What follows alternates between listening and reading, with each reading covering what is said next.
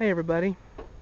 Well, it's coming up on 4 o'clock on this Thursday evening, and our project Dodge Ram 1500 is coming along. We're just about ready to try to start the engine for the first time, but let's get a little recap on where we started.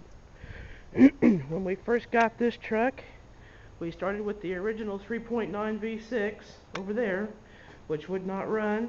Come to find out, we had bent valves and bent push rods. So they went and got a Craigslist special engine, $200 for this thing right here. And after several weeks of working on it and trading out this and that, we've got the 3.9 V6 out of a 98 Dodge Ram 1500 transplanted in here. Just got doing all the little fine tuning, last minute adjustments, and we're about to make our first attempt to start the truck. So we'll get that started. Alright. This will be the first ever start on this engine since they've had it. Go ahead. Fine. Got a problem? Yeah. What's the problem? I don't know. If I knew what the problem was, I could tell you.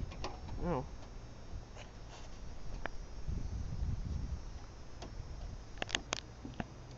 Well, after a few technical difficulties with the wiring, we might have it set this time. Let's see what it does.